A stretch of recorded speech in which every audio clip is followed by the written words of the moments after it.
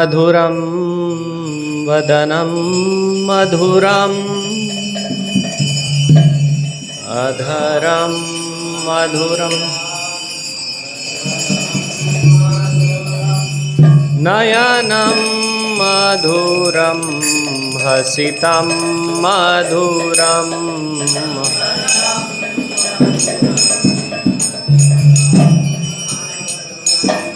अधरं मधुरं वदनं मधुरम्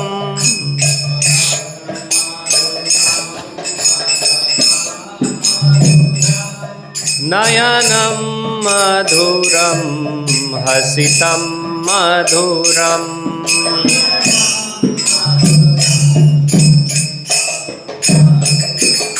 हृदयं मधुरं गमनं मधुरम्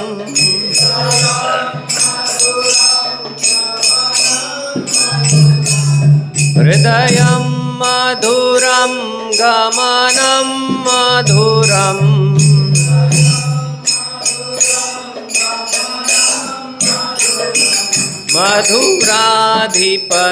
मधुराधिपतेरखिलं मधुरम्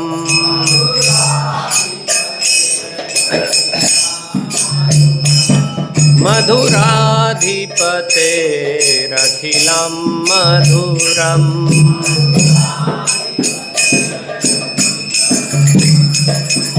वचनं मधुरं चरितं मधुरम्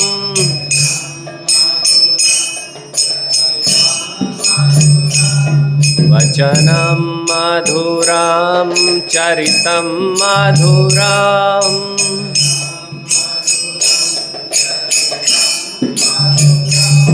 वसनं मधुरं चलितं मधुरम्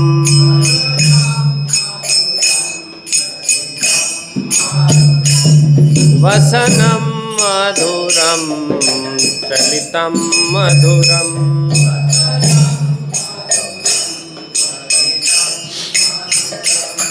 चलितं मधुरं भ्रमितं मधुरम्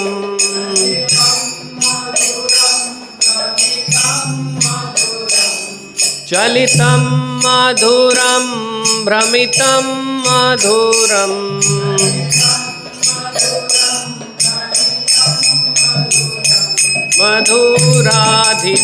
मधुराधिपतेरखिलं मधुरम्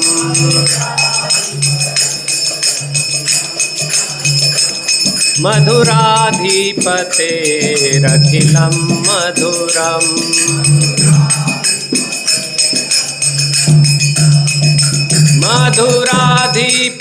मधुराधिपतेरखिलं मधुरम्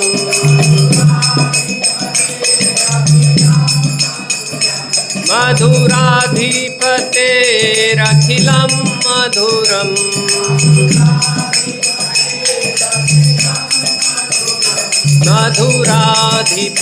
मधुराधिपतेरखिलं मधुरम्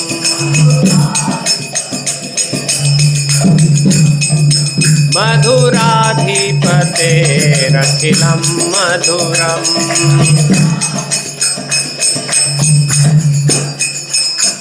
वेणुर्मधुरो रेणुर्मधुरः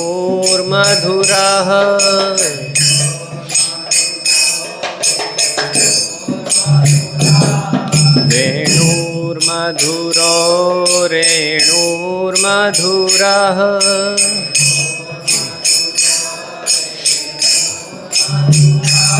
पाणिर्मधुरः पादो मधुरो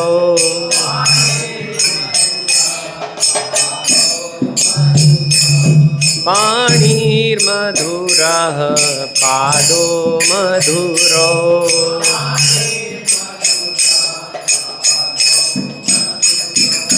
नृत्यं मधुरं सख्यं मधुरम्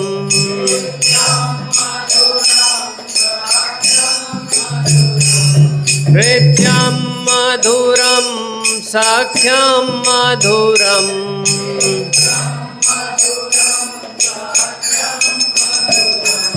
मधुराधिपतेरखिलं मधुरम्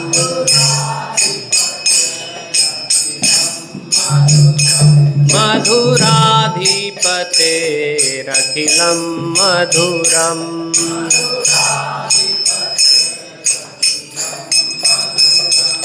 गीतं मधुरं पीतं मधुरम्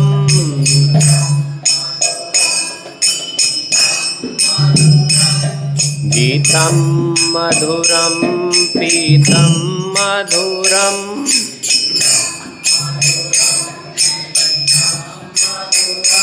भुक्तं मधुरं सुखं मधुरम्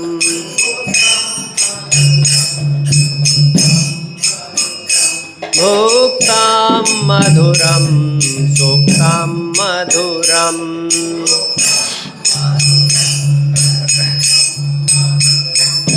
रूपं मधुरं तिलकं मधुरम्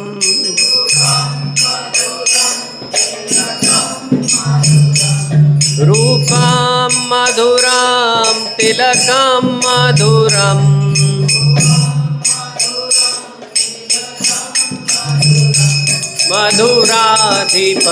मधुराधिपतेरखिलं मधुरम्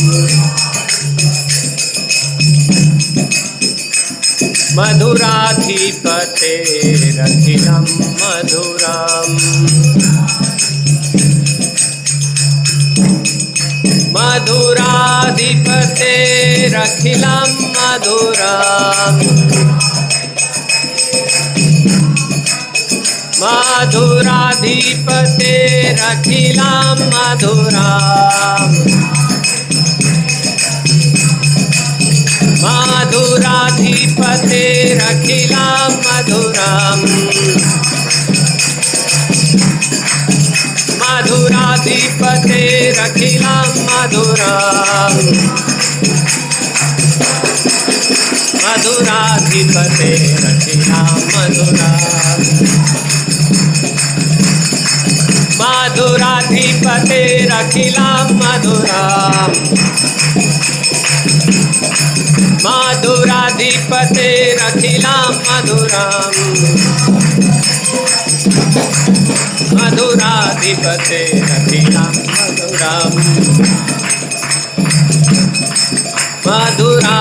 मधुराधिपतेरखिलं मधुरम्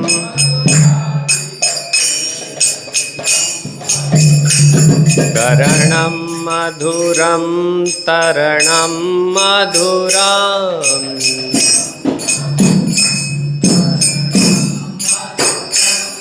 करणं मधुरं तरणं मधुरम् बोलिए बोलिए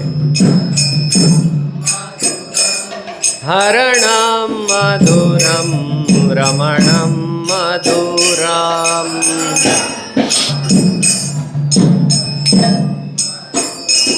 हरणं मधुरं रमणं मधुरम्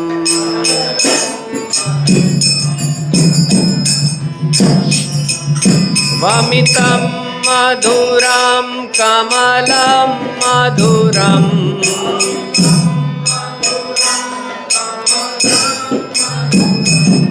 वमितं मधुरं कमलं मधुरम्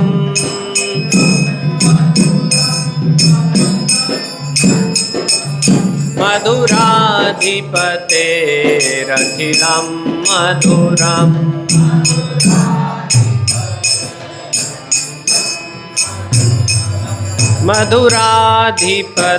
मधुराधिपतेरखिलं मधुरम्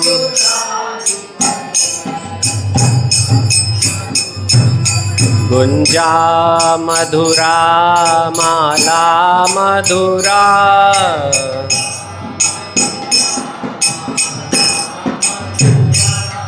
गुंजा मधुरा माला मधुरा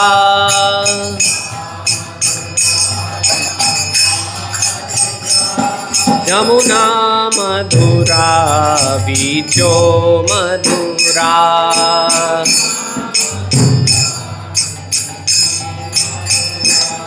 यमुना मधुरा बीचो मधुरा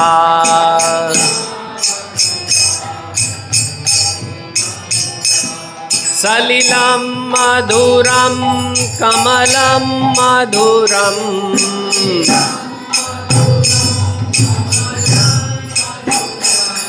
सलिलं मधुरं कमलं मधुरम्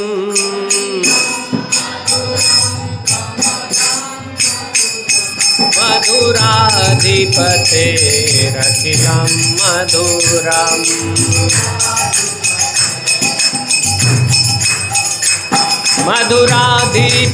मधुराधिपतेरखिलं मधुरम्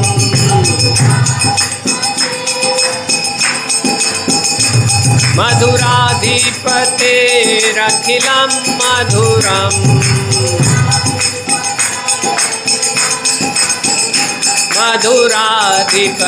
मधुराधिपतेरखिलं मधुरम्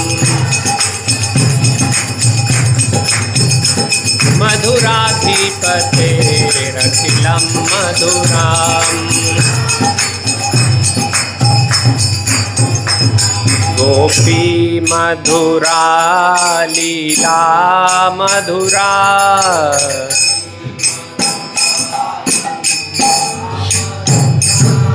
गोपी मधुरा लीला मधुरा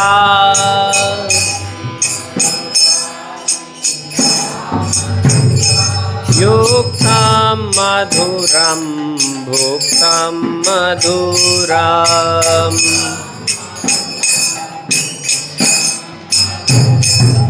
युक्तं मधुरं भुक्तं मधुरम्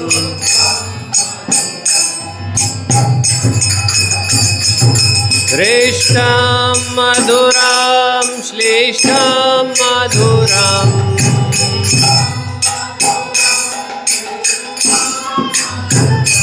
श्रेष्ठं मधुरं श्रेष्ठं मधुरम्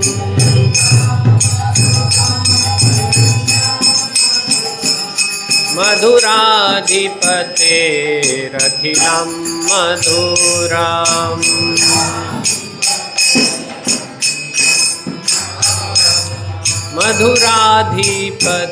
मधुराधिपतेरखिलं मधुरम्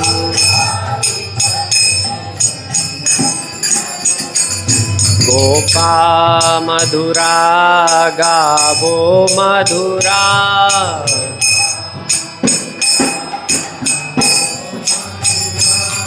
गोपा मधुरा गावो मधुरा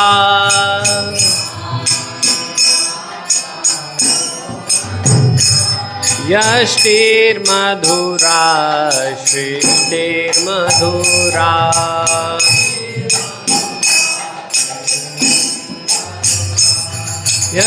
यष्टिर्मधुरा सृष्टिर्मधुरा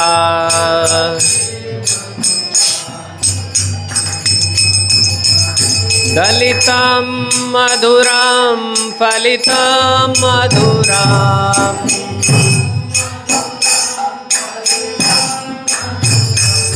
दलितं मधुरं फलितं मधुरम्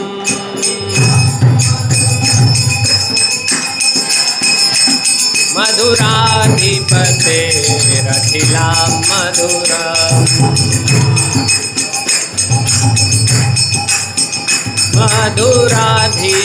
मधुराधिपतेरखिलं मधुरम्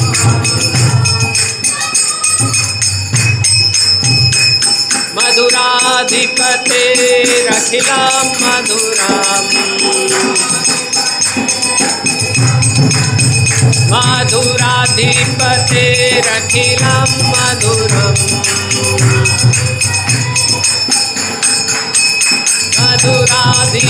मधुराधिपतेरखिलं मधुरम्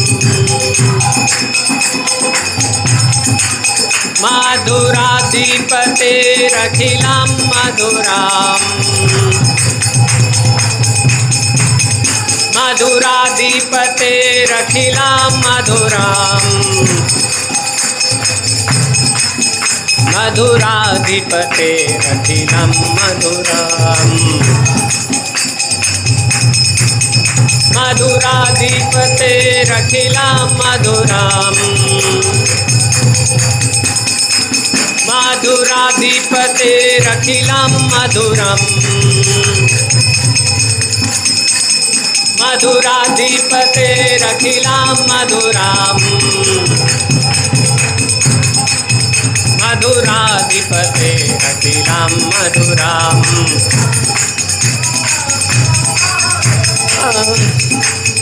मधुराधिपतेरखिलं मधुरम्।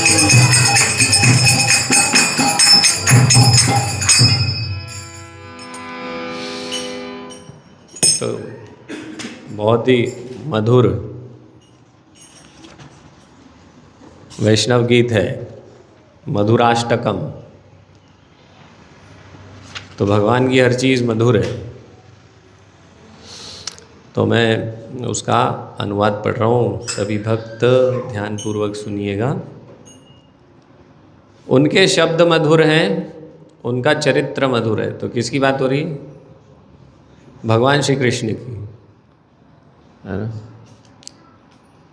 उनके शब्द मधुर हैं, उनका चरित्र मधुर है, उनकी पोशाक मधुर है, उनके उदर के मोड़ मधुर हैं। तो भगवान के सिक्स पैक नहीं है, भगवान के कैसे उदर के, पेट के जो थोड़ा बल है उसमें, थोड़ा हेल्दी है, दूध दही खाने वाले हैं ना। तो ऐसा नहीं है सिक्स पैक। सब सोचते हैं कि सिक्स पैक बढ़िया है, लेकिन भगवान सबसे सुंदर है दुनिया में, और उनका वर्णन आ रहा है ना, उनके सिक्स पैक नहीं है।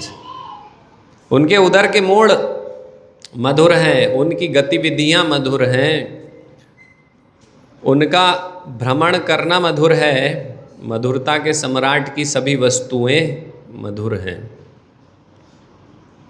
उनकी बांसुरी मुरली मधुर है, उनके पाँव की रज मधुर है, उनके हाथ मधुर हैं, उनके पाँव मधुर हैं, उनका नृत्य करना मधुर है, उनकी मित्रता मधुर है, मधुरता के सम्राट मधुराधिपते, मधुरता के सम्राट की सभी वस्तुएं मधुर हैं।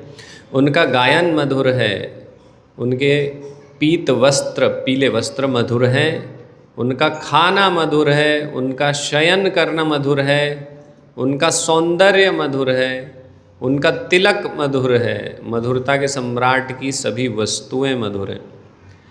उनके कार्य मधुर हैं, उनका मुक्ति प्रदान करना मधुर है, उनका चोरी करना मधुर है ना। भगवान का चोरी करना भी मधुर है। अगर हम चोरी करेंगे तो बहुत मार खाएंगे, जेल जाएंगे, लेकिन भगवान चोरी करते हैं तो उसका भी गुणगान होता है, उनकी कीर्ति और बढ़ जाती है। उनकी जल क्रीड़ाएं मधुर हैं, उनका अर्पित करना मधुर है, उनकी निस्तब्धता या शांत रहना मधुर है। बोलना तो मधुर भी है उनका, और नहीं बोल रहे हैं, शांत हैं, वो भी मधुर ही है। मधुरता के सम्राट की सभी वस्तुएं मधुर हैं। उनका गुंजा बेरी का हार मधुर है, उनकी पुष्पमाला मधुर है, उनकी यमुना नदी मधुर है, उनकी लहरें मधुर हैं, उनका जल मधुर है, उनके कमल मधुर हैं। मधुरता के सम्राट की सभी वस्तुएं मधुर हैं। उनकी गोपियाँ मधुर हैं, उनकी लीलाएं मधुर हैं, उनका संयोजन या सम्मिलन मधुर है, उनका भोजन मधुर है, उनकी प्रसन्नता मधुर है, उनकी शिष्टता या शिष्ट व्यवहार मधुर है। मधुरता के सम्राट के विषय में सभी वस्तुएं मधुर हैं। उनके गोप मधुर हैं, उनकी गायें मधुर हैं, उनके सेवक गण मधुर हैं, उनकी सृष्टि मधुर है, उनका कुचलना या रौंदना मधुर है, उनका लाभदायक या सफल होना मधुर है। मधुरता के सम्राट की सभी वस्तुएं मधुर हैं। तो मधुरता के सम्राट भगवान श्री कृष्ण, पूर्ण पुरुषोत्तम भगवान श्री कृष्ण का आज प्राकट्य दिवस है। श्री श्री जन्माष्टमी महामहोत्सव की जय। श्रील प्रभुपाद की जय। तो कृष्णा बुक में से हम पढ़ेंगे श्रील प्रभुपाद की वाणी भगवान श्री कृष्ण के प्राकट्य के विषय में से क्या प्रभुपाद ने बताया। ओम अज्ञानतिमिरान्धस्य ज्ञानाञ्जनशलाकया चक्षुरुन्मीलितं येन तस्मै श्रीगुरवे नमः।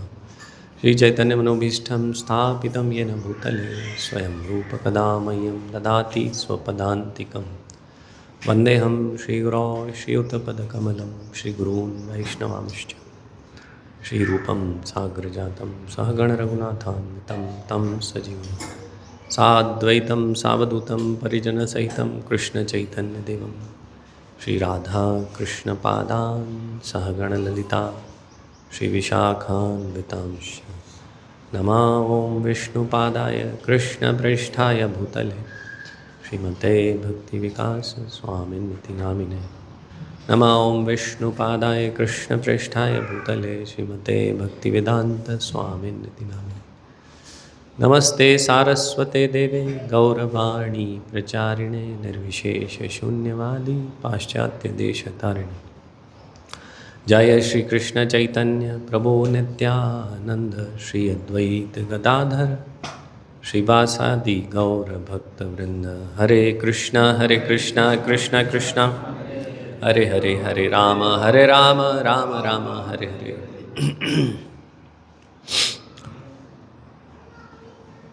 तो कृष्णा बुक में अध्याय 3 है भगवान श्री कृष्ण का जन्म।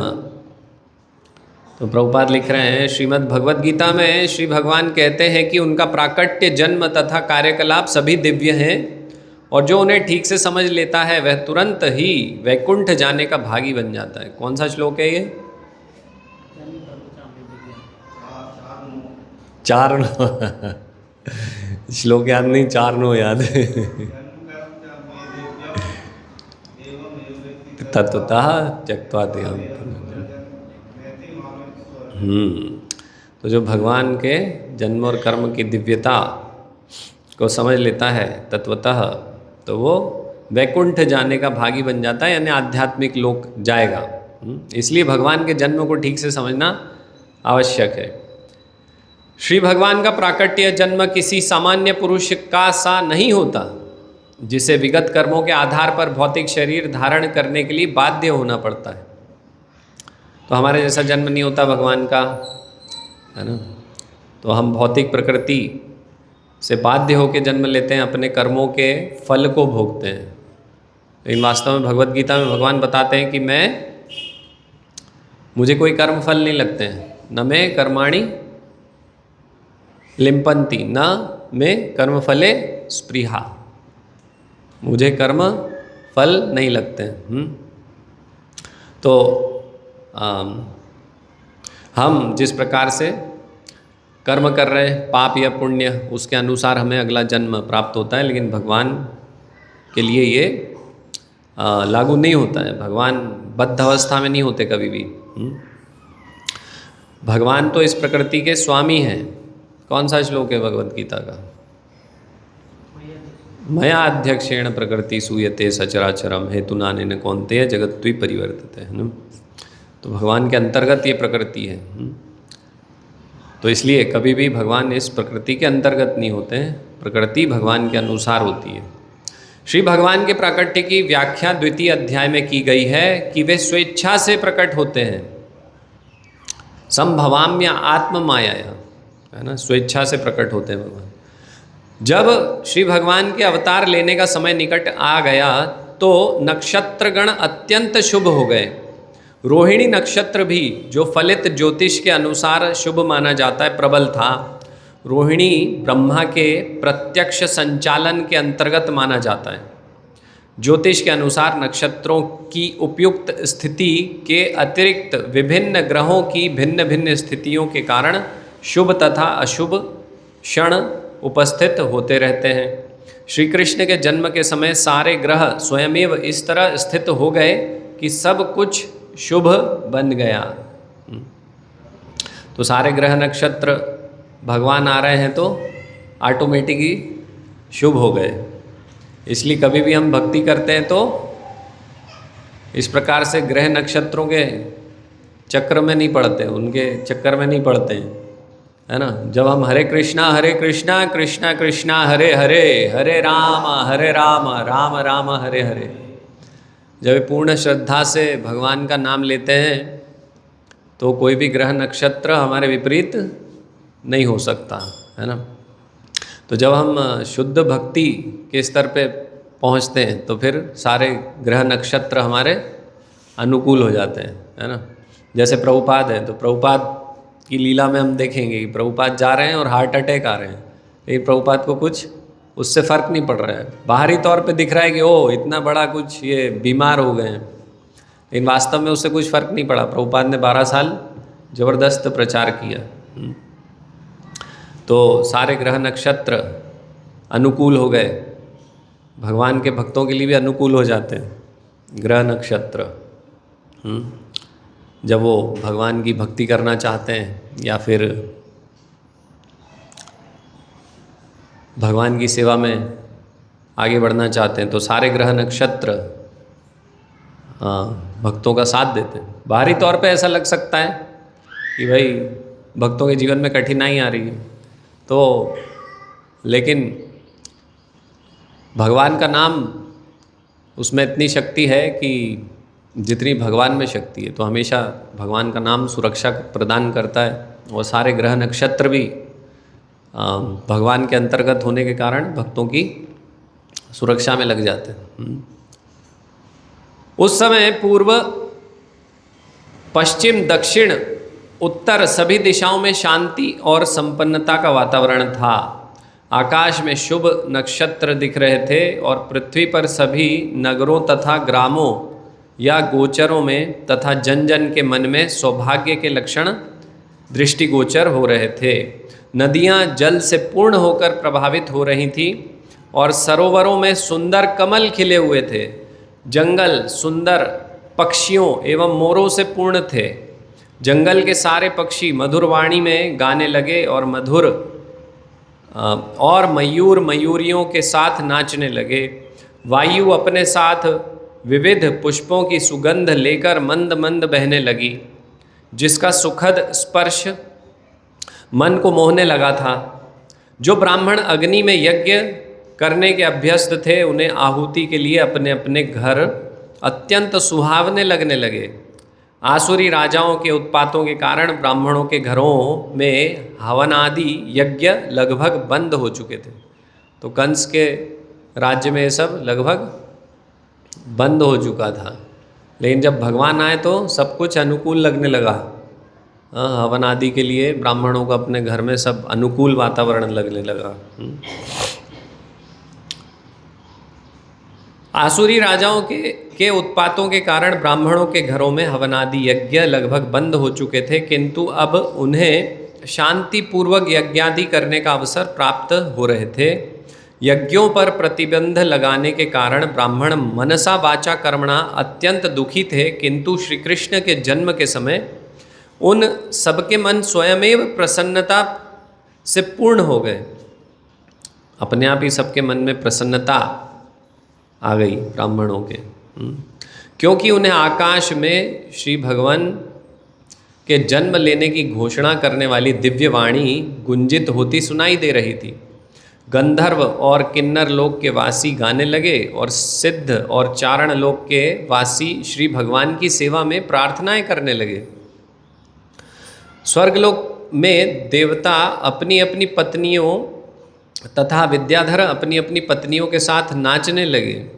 ऋषि मुनि तथा देवता प्रसन्न होकर फूल बरसाने लगे। समुद्र तट पर हल्की हल्की तरंगों की ध्वनि सुनाई दे रही थी और समुद्र के ऊपर आकाश में बादल थे जो मोहक गर्जना करने लगे थे। जब ऐसा संयोग उपस्थित हो गया तो घटघट वासी भगवान श्री विष्णु अंधेरी रात में श्री भगवान के रूप में देवकी के समक्ष प्रकट हुए। अभी यहाँ पर भगवान के जन्म का बोलते हैं ना, हम वास्तव में भगवान जन्म नहीं लेते, भगवान का प्राकट्य होता है। तो यहाँ प्रभुपाद अभी उसको अच्छे से तत्वतः समझाएंगे। क्या बोल रहे हैं कि रात में श्री भगवान के रूप में देवकी के समक्ष प्रकट हुए। भगवान कैसे प्रकट हुए? भगवान के रूप में। अब कोई कहता है कि भाई नर नारायण बन जाएगा, लेकिन वो तो रोता हुआ पैदा हुआ है ना, रोते रोते पैदा हुआ, माँ के गर्भ में से निकला है ना, गंदगी से भरा हुआ। तो भगवान वैसे नहीं प्रकट होते हैं। भगवान भगवान है तो भगवान जैसे ही प्रकट हुए देवकी के सामने। हर कोई भगवान नहीं हो सकता है। कहीं के बाबा जी सन्यासी जी बन गए भगवान, तो अगर उनका प्राकट्य हम देखेंगे कि कैसे प्रकट हुए, वो तो भगवान जैसे प्रकट नहीं हुए। चतुर्भुज रूप में भगवान आए। भगवान जन्म लेते हैं तो इस प्रकार से लेते हैं, है ना, और हम जन्म लेते हैं तो दूसरे प्रकार से लेते हैं। उस समय भगवान विष्णु के प्राकट्य की तुलना रात्रि के समय पूर्व दिशा में उदित होने वाले पूर्ण चंद्रमा से की जा सकती थी। यहाँ यह आपत्ति उठाई जा सकती है कि चूंकि भगवान श्री कृष्ण अष्टमी के दिन उत्पन्न हुए, अतः उस दिन पूर्ण चंद्रमा उदय हो ही नहीं सकता। इसके उत्तर में यह कहा जा सकता है कि भगवान श्री कृष्ण उस वंश में उत्पन्न हुए जो चंद्रमा की वंश परंपरा में था। चंद्रवंशी है ना भगवान। रामचंद्र आते हैं सूर्यवंश में, सूर्य देवता के वंश। इक्ष्वाकु चंद्रवंशी भगवान। हाँ, तो चंद्र परंपरा, चंद्र की वंश परंपरा में था। अतः यद्यपि उस रात्रि को चंद्रमा अधूरा था, किंतु चंद्रमा के वंश में ही श्री भगवान के जन्म लेने के कारण चंद्रमा अत्यधिक प्रसन्न था। उसको भी गर्व हो रहा था ना कि भगवान मेरे वंश में आ रहे हैं। अतः भगवान श्री कृष्ण की कृपा से वह पूर्ण चंद्र के रूप में उदय हुआ।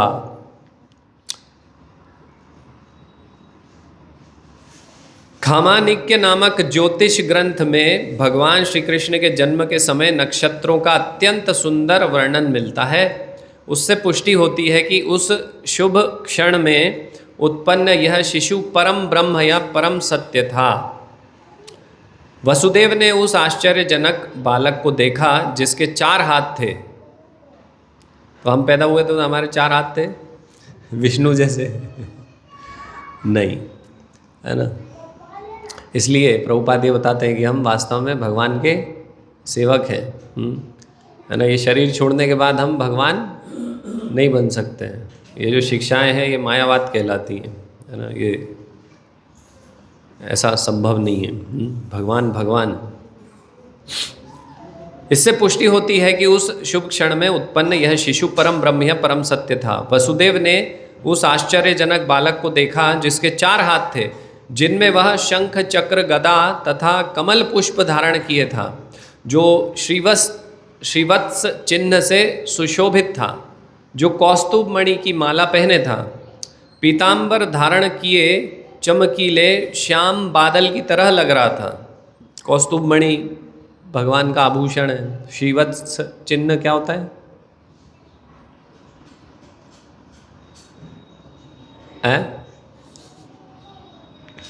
श्रीवत्स चिन्ह क्या होता है?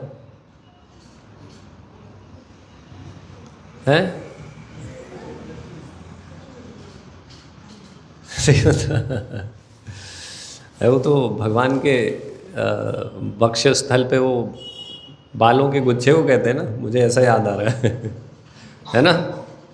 उसको श्रीवत्स चिन्ह कहते हैं। हाँ,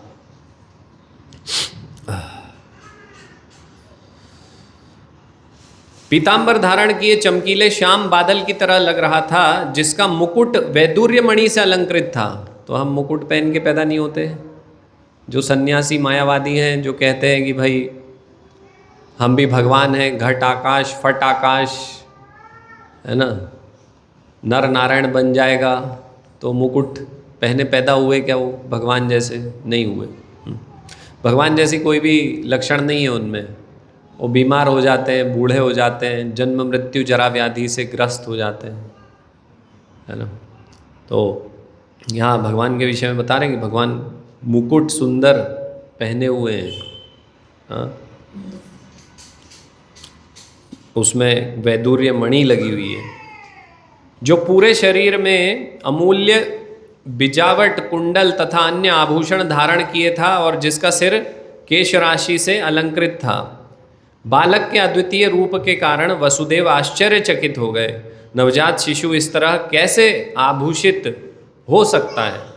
अतः वे समझ गए कि अब भगवान श्री कृष्ण प्रकट हो गए हैं और इस अवसर पर वे अभिभूत हो गए। वसुदेव ने विनीत भाव से आश्चर्य प्रकट किया कि यद्यपि वे भौतिक प्रकृति द्वारा बद्ध सामान्य जीव हैं और ऊपर से कंस द्वारा बंदी हैं, तो भी सर्वव्यापी भगवान विष्णु या श्री कृष्ण अपने मूल रूप में उनके घर शिशु के रूप में प्रकट हुए हैं। कोई भी संसारी बालक आभूषणों एवं सुंदर वस्त्रों से सजकर चार भुजाओं सहित और भगवान के समस्त चिन्हों से युक्त उत्पन्न नहीं होता। वसुदेव बारंबार उस बालक को निहार रहे थे और विचार कर रहे थे कि इस शुभ वेला को किस तरह मनाएं। वे सोचने लगे, सामान्यतया जब पुत्र उत्पन्न होता है तो लोग उस अवसर पर खुशियां मनाते हैं, और एक मैं हूँ कि मेरे बंदी होते हुए श्री भगवान ने मेरे घर जन्म लिया है। मुझे तो इस शुभ उत्सव को बारंबार मनाने के लिए तैयार रहना चाहिए। जब वसुदेव ने, जिनका दूसरा नाम अनक दुंदुभि है, तो ये श्रीमद् भागवतम में वर्णन आता है अनक दुंदुभि। तो अनक दुंदुभि क्यों नाम पड़ा इनका? क्योंकि जब देवी देवता कंस आदि ऐसे जो असुर राजा थे उनसे पीड़ित थे, तो फिर क्षीरोदक्षाई विष्णु के पास गए, उनसे प्रार्थना करी। फिर भगवान ने ब्रह्मा जी को संदेश दिया उनके हृदय में कि भाई मैं आने वाला हूँ। तो सारे देवी देवता प्रसन्न हो गए, चले गए वापस। हाँ, फिर वसुदेव का जन्म हुआ। अभी समय था, उस समय वसुदेव का भी जन्म नहीं हुआ था। तो वसुदेव का जब जन्म हुआ तो सारे देवी देवता समझ गए कि अभी वसुदेव का जन्म हुआ है तो अभी कुछ समय बाद भगवान भी आएंगे। तो जितने भी देवी देवता थे आकाश में प्रकट हो गए वसुदेव के जन्म के समय। और उस समय क्या किया? ढोल नगाड़े, दुंदुभी होती थी ना वो पुराने जमाने में पुंगी नहीं, वो उसका बड़ा वर्जन है, वो ऐसा मुड़ा हुआ, उसमें अभी वो उसको अंग्रेजी में ट्रम्पेट कहते हैं, तो वो बजाते थे ना, तो इसलिए तो वो बजा रहे थे सब ढोल नगाड़े, और वो जो दुंदुभियाँ बज रही थी, तो इसलिए उनका नाम क्या पड़ा? अनक दुंदुभी। तो इसलिए ये उनका नाम यहाँ पर वर्णन कर रहे हैं प्रभुपाद, क्योंकि श्रीमद् भागवतम में ऐसा वर्णन आता है वसुदेव का नाम एक दूसरा अनक दुंदुभी है। जब वसुदेव ने, जिनका दूसरा नाम अनक दुंदुभी है, अपने नवजात शिशु को देखा तो वे इतने प्रसन्न हुए कि उनमें ब्राह्मणों को उन्होंने, अच्छा कुछ मिसप्रिंट है उसमें, ब्राह्मणों को कई हजार गौएं दान देने की इच्छा प्रकट हुई। तो अभी गौएं तो है नहीं उनके पास, जेल में है। वो इच्छा हुई उनकी कि क्या करें, अभी दान देना चाहिए, है ना। तो पहले जिनके पास ऐसी सुविधाएं हुआ करती थी, पुत्र उत्पन्न होते थे तो ब्राह्मणों को दान दिया करते थे प्रचुर मात्रा में। तो उनकी हृदय में इच्छा प्रकट हुई, लेकिन अभी करेंगे क्या? हाँ, वैदिक प्रणाली के अनुसार जब भी क्षत्रिय राजमहल में कोई शुभ उत्सव मनाया जाता है तो राजा प्रसन्नता के कारण अनेक वस्तुएं दान में देता है। ब्राह्मणों तथा ऋषियों को स्वर्णाभूषणों से मंडित गायें दी जाती हैं। ब्राह्मणों को क्या दिए जाते हैं? स्वर्ण मंडित, उनके सींग में सोना लगाया जाता है, सोने के आभूषण गायों को पहनाते हैं। और सोचिए सोने से पूरा, जैसे वो सैडल वैडल और वो जो ऊपर कुछ पहनाते ना, तो वो सोने का पहनाते थे, गले में गाय के सोने का, सींग पे सोने का। तो बहुमूल्य ऐसे सोने से लदी हुई गायें दान देते थे। वसुदेव श्री कृष्ण के आविर्भाव के उपलक्ष्य में एक दानोत्सव मनाना चाह रहे थे, किंतु कंस के बंदीगृह में बंद होने के कारण ऐसा करना दुष्कर था। अतः उन्होंने मन ही मन ब्राह्मणों को हजारों गाय दान दी। तो इससे पता चलता है हमें, तो एक तो होती है जो हम वास्तविक पूजा करते हैं। अगर हम वो नहीं कर पाते तो मानसिक पूजा भी भगवान स्वीकार करते हैं। तो एक ब्राह्मण की कथा आती है ना, कि ब्राह्मण के पास कुछ था नहीं, लेकिन भगवान का मान भक्त था। तो भगवान के लिए कुछ हमेशा सोचता रहता था कि भगवान को मैं खीर भोग लगाऊं, भगवान को मैं हलवा भोग लगाऊं, भगवान को सब्जी पूड़ी भोग लगाऊं। तो हमेशा मन में विचार करता था, लेकिन घर में कुछ था ही नहीं। ब्राह्मण तो भगवान की पूजा पाठ इत्यादि में लगे रहते हैं 24 घंटे, कहीं नौकरी करने नहीं जाते, कोई व्यवसाय नहीं करते। ये ब्राह्मण का गुण होता है। आजकल जो ब्राह्मण बने घूम रहे हैं, वो पहली बात तो पूजा को ही व्यवसाय के रूप में करते हैं, और अन्य व्यवसाय भी करते हैं, या फिर नौकरी भी करते हैं। तो वास्तव में जो ब्राह्मण होते हैं, वो वास्तविक ब्राह्मण कभी भी कोई नौकरी धंधा नहीं करते। हाँ, क्यों? क्योंकि वो तो 24 घंटे का उनका कार्य है कि भगवान की पूजा करो। हाँ, तो विग्रह सेवा करते हैं। तो भगवान को भोग लगाने की इच्छा थी, तो अभी क्या करें? तो सोचे कि कुछ है तो है ही नहीं, तो मानसिक पूजा करने लगे, ध्यान लगाया।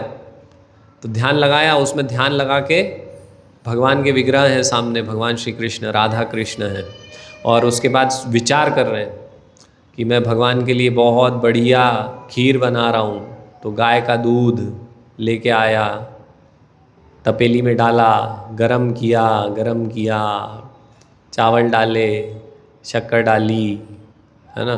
फिर उसके बाद उसको निकाला कटोरी में, कटोरी भगवान के सामने रखी और सोचा ओह बहुत गर्म है, भगवान की जिह्वा जल नहीं जाए। तो चेक किया। चेक कैसे करते हैं? उंगली डाल के नाखून नहीं जाना चाहिए ना। तो चेक किया कि भाई गरम तो नहीं है।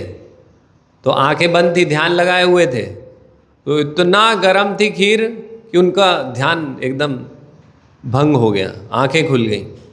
वो सोचा अरे बाप रे, भगवान को इतना गरम भोग लगाया है, जिह्वा जल जाएगी भगवान की। तो इतनी गरम खीर का अनुभव हुआ, तो उन्होंने देखा अपनी उंगली, तो पूरी उंगली जल गई, लाल हो गई। तो मानसिक पूजा भी भगवान स्वीकार करते हैं, आप समझिए। तो इसलिए यहाँ पर वर्णन इस प्रकार से आ रहा है कि वसुदेव मानसिक रूप से सब दान दे रहे हैं, वो भी भगवान स्वीकार कर लेते हैं। हाँ, लेकिन ये इस प्रकार से नहीं होना चाहिए कि अभी आज जन्माष्टमी है और हम मानसिक पूजा कर रहे हैं। क्योंकि बहुत चतुर हैं हम लोग, हमारी चतुराई तो भगवान से भी चतुर है, चतुरानंद से भी चतुर बनने का प्रयास करते हैं। तो वो चतुराई को भगवान अस्वीकार कर देते हैं, है ना। तो ये जो ब्राह्मण थे जिनकी बात हम कर रहे हैं, उनके पास कुछ था नहीं वास्तव में, और भगवान के भक्त थे, और उस भक्ति भावना से उन्होंने ये भगवान को अर्पण किया, तो भगवान ने स्वीकार किया। अभी हम में से कोई भी ऐसा नहीं है जिसके पास कुछ भी ना हो, है ना। हम खुद तो खाते हैं अच्छा बढ़िया काजू बादाम, सेहत बनाते हैं। भगवान की सेहत का कोई ध्यान नहीं रहता ज़्यादा, भगवान के लिए कुछ थोड़ा बहुत करने का प्रयास करते हैं, तो उसको भगवान स्वीकार नहीं करेंगे कभी भी।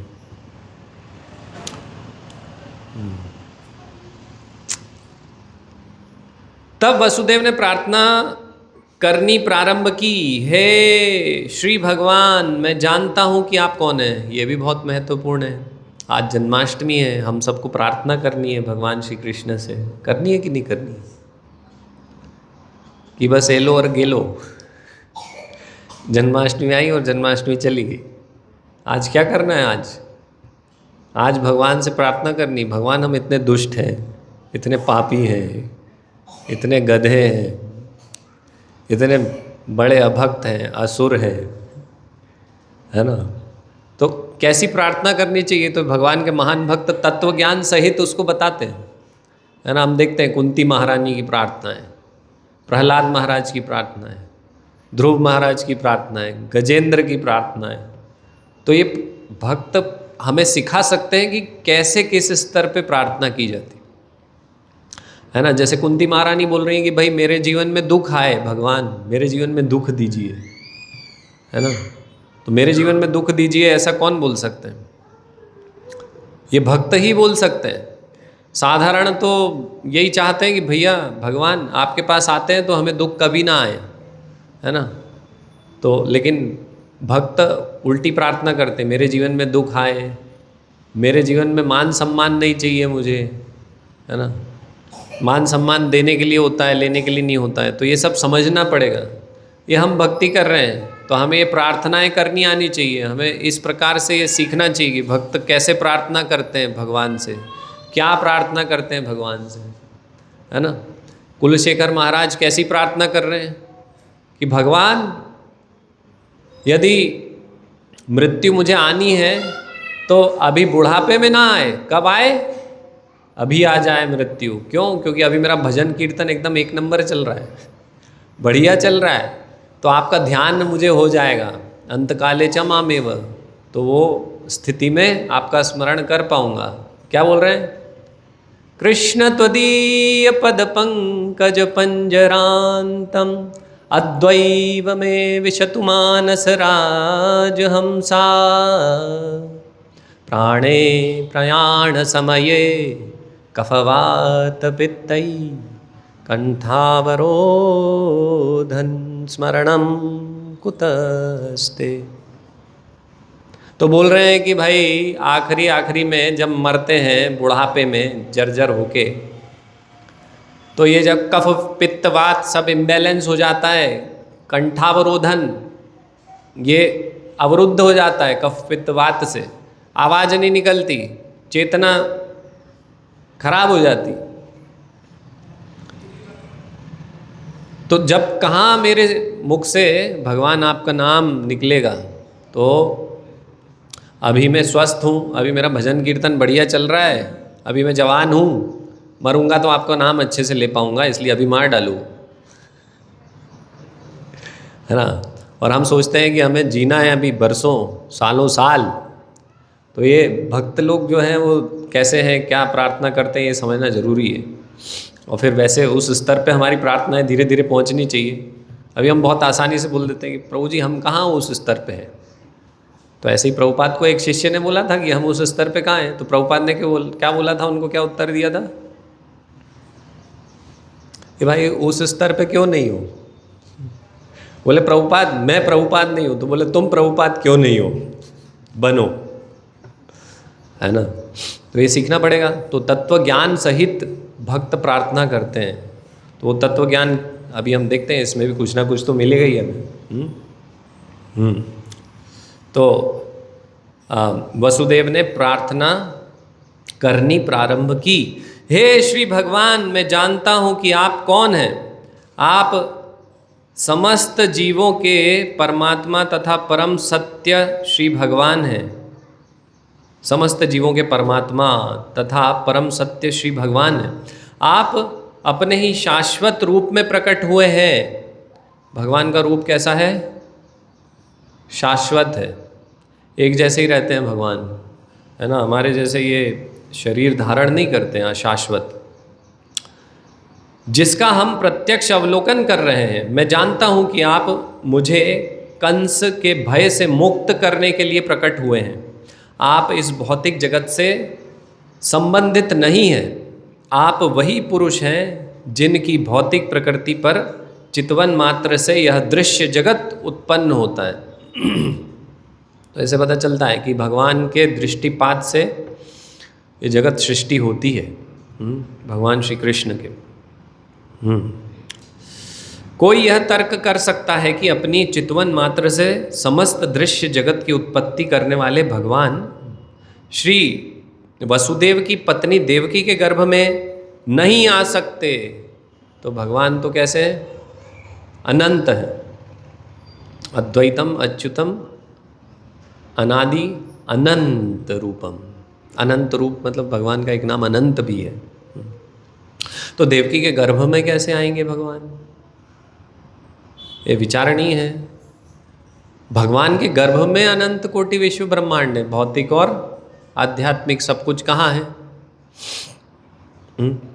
मार्कंडेय ऋषि ने कहाँ देखा था सब कुछ?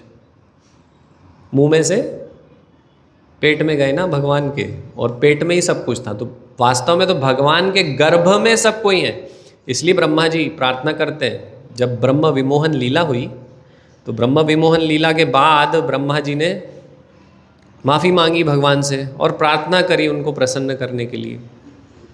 तो इस प्रकार से बोले, है ना। अभी भगवान मान नहीं रहे हैं ब्रह्मा जी की बात, नाराज़ हैं ब्रह्मा जी से। तो ब्रह्मा जी फिर ये बोले भगवान को कि भगवान आपके उदर में सब कुछ है, मैं जिस ब्रह्मांड का स्वामी हूँ, एक छोटे से किसी ब्रह्मांड का मैं स्वामी हूँ ब्रह्मा, और वास्तव में आपके गर्भ में वो ब्रह्मांड है, तो मैं तो आपका पुत्र हुआ। तो कभी कोई पिता पुत्र की गलती करने से नाराज नहीं होता है ना। वो तो जैसे कोई बच्चा है, पिता को कुछ ज़ोर से भी बोल दे, कुछ भी बोल दे, है ना, कुछ उद्दंडता कर दे, है ना, तो वास्तव में पिता ज़्यादा नाराज़ नहीं होते उससे, कभी होते भी हैं, थोड़े समय के लिए होते हैं, फिर वापस वैसे ही। तो वास्तव में इस प्रकार से देखा जाए तो सब कुछ भगवान के उदर में ही है। तो भगवान परमपिता हुए, लेकिन ऐसे भगवान जिनके उदर में सब कुछ उपस्थित है, अनंत कोटि विश्व ब्रह्मांड सारे भगवान के उदर में, सारे जीव भगवान के उदर में, सब कुछ पूरी सृष्टि भगवान के उदर में, वो किसी के उदर में कैसे आ सकते हैं? तो देवकी के उदर में कैसे आ गए भगवान? तो ये प्रश्न किया है। अब देखते हैं आगे प्रभुपाद क्या बोल रहे हैं। हाँ, इस तर्क का उच्छेद करने के लिए वसुदेव ने कहा। तो वसुदेव उत्तर दे रहे हैं, हे प्रभु, इसमें आश्चर्य नहीं है कि आप देवकी के गर्भ में प्रकट हुए हैं, क्योंकि सृष्टि की रचना भी इसी प्रकार हुई थी। आप महाविष्णु के रूप में कारणार्णव में शयन कर रहे थे और आपकी श्वास प्रक्रिया से अनेक ब्रह्मांडों की उत्पत्ति हो गई थी। फिर आप प्रत्येक ब्रह्मांड में गर्भोदक्षाई विष्णु के रूप में प्रविष्ट हुए। फिर आपने शिरोदक्षाई विष्णु के रूप में अपना विस्तार किया और आप हर प्राणी के हृदय में अणु के भीतर भी प्रविष्ट हो गए। अणोर अणियान महतो महियान अंतर्बहिर अवस्थितम। तो भगवान एक छोटे से अणु में भी हैं और ब्रह्मांड में भी हैं, सब जगह व्याप्त हैं, सर्वव्यापी हैं भगवान। हाँ, आप प्रविष्ट हुए प्रतीत होते हैं, किंतु उसी के साथ साथ आप सर्वव्यापक हैं। हम भौतिक उदाहरणों के माध्यम से आपके प्रवेश तथा अप्रवेश को समझ नहीं सकते हैं। 16 तत्वों में विभाजित होने पर भी संपूर्ण भौतिक शक्ति कायम रहती है। यह भौतिक शरीर 5 स्थूल तत्वों पृथ्वी, जल, अग्नि, वायु तथा आकाश का संयोग मात्र है। जब भी कोई भौतिक शरीर बनता है तो ऐसा लगता है कि ये तत्व पुनः सृजित हो रहा है, किंतु वास्तविकता तो यह है कि सारे तत्व शरीर के बाहर हमेशा विद्यमान रहते हैं। इसी तरह यद्यपि आप देवकी के गर्भ में शिशु रूप में प्रकट हुए हैं, किंतु आप उसके बाहर भी विराजमान हैं। आप सदैव अपने धाम में रहते हैं, फिर भी आप करोड़ों रूपों में अपना विस्तार कर सकते हैं। तो अंतर बहिर्अवस्थितम, तो भगवान अंदर भी हैं बाहर भी हैं, इसलिए भगवान गर्भ में भी हैं और देवकी के गर्भ में भी हैं, और देवकी के गर्भ के बाहर जो कुछ है उसमें भी विद्यमान है भगवान। हाँ, मनुष्य को बहुत ही बुद्धि के साथ आपके अवतार को समझना चाहिए, क्योंकि आपसे भौतिक शक्ति भी उद्भूत है। आप भौतिक शक्ति के उसी प्रकार मूल स्रोत हैं जिस तरह प्रकाश का स्रोत सूर्य है। तो ये जो नेचर है, प्रकृति है, ये अपने आप कार्य नहीं करती है ना। तो इसके पीछे भगवान है, ये भगवान की एक शक्ति है, भगवान का विस्तार है भौतिक प्रकृति। सूर्य प्रकाश सूर्यमंडल को आच्छादित नहीं कर सकता, ना आपसे उद्भूत होने के कारण भौतिक शक्ति आपको आच्छादित कर सकती है। आप भौतिक प्रकृति के तीनों गुणों में रहते प्रतीत होते हैं, किंतु वास्तव में ये तीनों गुण आपको आच्छादित नहीं कर सकते। इसे बड़े बड़े बुद्धिमान दार्शनिक जानते हैं। दूसरे शब्दों में, यद्यपि आप भौतिक शक्ति के भीतर प्रतीत होते हैं, किंतु आप उससे कभी आच्छादित नहीं होते। तो प्रभुपाद ऐसा उदाहरण देते थे कि कभी कभी ऐसा होता है बारिश के मौसम में कि बादल हैं, तो हम बोलते हैं कि सूर्य को ढक लिया बादल ने। तो ये वास्तविकता है क्या? सूर्य को बादल ढक सकते हैं? नहीं ढक सकते। क्यों? क्योंकि बादल कितने बड़े होते हैं, 2 किलोमीटर, 20 किलोमीटर। हाँ, और सूर्य कितना बड़ा है, कितने किलोमीटर है? तो हजारों किलोमीटर है सूर्य का, उसका जो डायमीटर होगा। तो वास्तव में बादल को ढका नहीं है, वो तो हमारी आँखों को ढका है। तो इसी प्रकार से भगवान को भौतिक शक्ति आच्छादित नहीं कर सकती कभी भी। वेदों का कथन है कि परब्रह्म अपना तेज प्रकट करता है, जिसके फलस्वरूप प्रत्येक वस्तु प्रकाशित होती है। ब्रह्म संहिता से पता चलता है कि ब्रह्म ज्योति परमेश्वर के शरीर से उद्भूत होती है और इसी ब्रह्म ज्योति से सारी सृष्टि उत्पन्न है। श्रीमद् भगवत गीता में यह भी कहा गया है कि श्री भगवान ही ब्रह्म ज्योति के आधार स्वरूप हैं, अतः मूलतः वे ही प्रत्येक वस्तु के आदि कारण हैं। किंतु अल्पज्ञ सोचते हैं कि जब श्री भगवान इस भौतिक जगत में आते हैं तो वे भौतिक गुणों को ग्रहण कर लेते हैं। ऐसे निष्कर्ष बहुत परिपक्व नहीं हैं और केवल अल्पज्ञ द्वारा ही सृजित हैं। तो कम बुद्धि वाले लोग क्या सोचते हैं कि राम भगवान आते हैं या कृष्ण भगवान आते हैं तो भौतिक प्रकृति के अंतर्गत आते हैं, है ना। वो भी बद्ध अवस्था में रहते हैं, वे भी कष्ट भोगते हैं। तो उन्होंने भी अपने जीवन में बहुत कष्ट भोगा। भगवान राम ने स्त्री वियोग सहन किया, भोगा। तो ये सब जो है अल्पज्ञ लोग हैं, मानुषिम तनुमाश्रितम, जो कम बुद्धि वाले लोग हैं, इस प्रकार से भगवान को साधारण मनुष्य के रूप में जानते हैं। श्री भगवान प्रत्यक्ष तथा अप्रत्यक्ष रूप से सर्वत्र विद्यमान है। वे इस सृष्टि के भीतर भी हैं, बाहर भी हैं। वे केवल इस सृष्टि में गर्भोदक्षाई विष्णु के रूप में नहीं रहते, वे प्रत्येक परमाणु के भीतर भी हैं। परमाणु का अस्तित्व उनकी उपस्थिति के कारण ही है, उनसे कुछ भी विलग नहीं किया जा सकता। वैदिक सिद्धांत के अनुसार हमें परमात्मा अर्थात प्रत्येक वस्तु के मूल कारण की खोज करनी चाहिए, क्योंकि परमात्मा से पृथक कुछ भी नहीं है ना। तो मेरे एक मित्र का फ़ोन आया कुछ दिन पहले, उन्होंने कहा कि भगवान है कि नहीं, मुझे तो विश्वास ही नहीं होता कि भगवान है। और एक भक्त के दृष्टिकोण में हर जगह भगवान है, कण कण में भगवान का वास है, भगवान से हट के कुछ भी नहीं है। हर चीज़ केवल एक ही चीज़, मतलब इस भौतिक जगत की हर वस्तु केवल यही इंगित कर रही है कि भगवान का अस्तित्व है, भगवान है।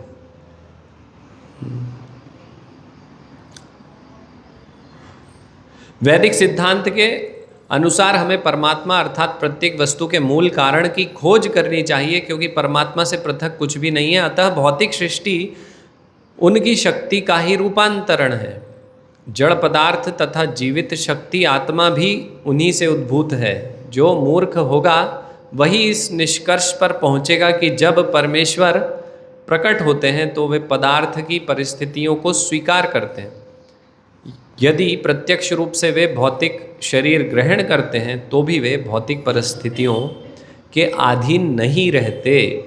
अतः श्री कृष्ण अवतरित हुए और उन्होंने श्री भगवान के प्रकट तथा अप्रकट होने के समस्त दोषपूर्ण निष्कर्षों को ध्वस्त कर दिया। तो अगर भगवान अधीन होते इस प्रकृति के तो हमारे जैसे पैदा होते, माँ के गर्भ में 9 महीने सड़ते कोख में, फिर बाहर निकलते। लेकिन भगवान वैसे प्रकट नहीं हुए। भगवान चतुर्भुज रूप में प्रकट हुए, अपने पूरे आभूषण सब चीज़ों से अलंकृत।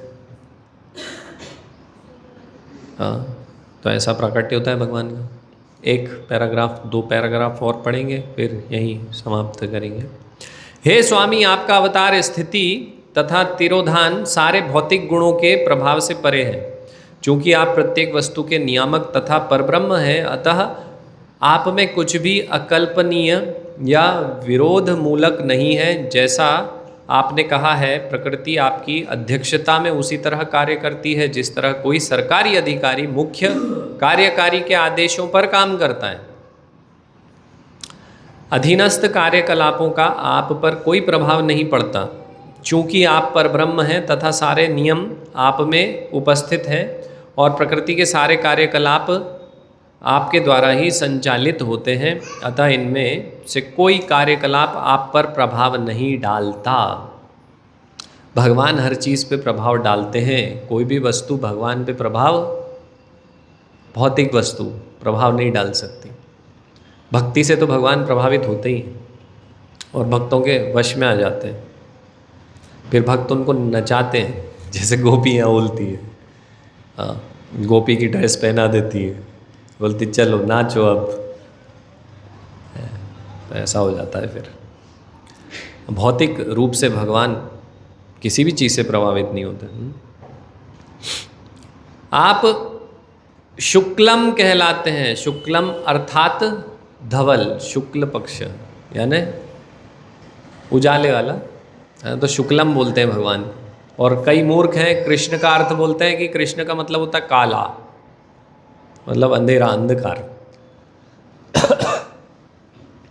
कृष्ण का अर्थ होता है सर्व आकर्षक। और यहाँ पर भगवान का दूसरा नाम भी बताया, शुक्लम। शुक्लम का अर्थ है धवल, धवल यानी वाइट। शुक्लम अर्थात धवल परम सत्य का प्रतीकात्मक निरूपण है, क्योंकि भौतिक गुणों से यह अप्रभावित रहता है। ब्रह्मा जी रक्त अथवा लाल कहलाते हैं, क्योंकि सृजन के लिए वे रजोगुण का प्रतिनिधित्व करते हैं। तमस भगवान शिव जी को सुपुर्द किया, क्योंकि वे संपूर्ण सृष्टि का संहार करते हैं। इस दृश्य जगत का सृजन, संहार तथा पालन आपकी शक्तियों द्वारा संपन्न होता है, तो भी आप इन गुणों से अप्रभावित रहते हैं। जैसा कि वेदों द्वारा पुष्ट किया गया है, हरिर ही निर्गुणः साक्षात, श्री भगवान सदैव ही समस्त भौतिक गुणों से मुक्त होते हैं। यह भी कहा जाता है कि परमेश्वर में रजो तथा तमो गुणों का अभाव रहता है। हे प्रभु, आप परम नियंता श्री भगवान तथा इस दृश्य जगत की व्यवस्था को बनाए रखने वाले, आप परम नियंता होते हुए भी कृपा करके मेरे घर में अवतरित हुए हैं। आपके अवतार का कारण संसार के उन आसुरी शासकों के अनुयायियों का वध करना है, जो राजकुमारों के वेश में रहते हुए वस्तुतः असुर हैं। मुझे विश्वास है कि आप उन सबों को उनके अनुयायियों तथा सैनिकों समेत मार डालेंगे। मुझे विदित है कि आप दुष्ट कंस तथा उसके अनुयायियों का वध करने के लिए अवतरित हुए हैं, किंतु यह जानकर कि आप उसे तथा उसके अनुयायियों का वध करने के लिए अवतरित होंगे, उसने आपके कई अग्रजों को मार डाला है। अब वह केवल आपके जन्म की प्रतीक्षा में है। जैसे ही वह इसे सुनेगा, वह आपको मारने के लिए सभी प्रकार के अस्त्र शस्त्र लेकर उपस्थित होगा।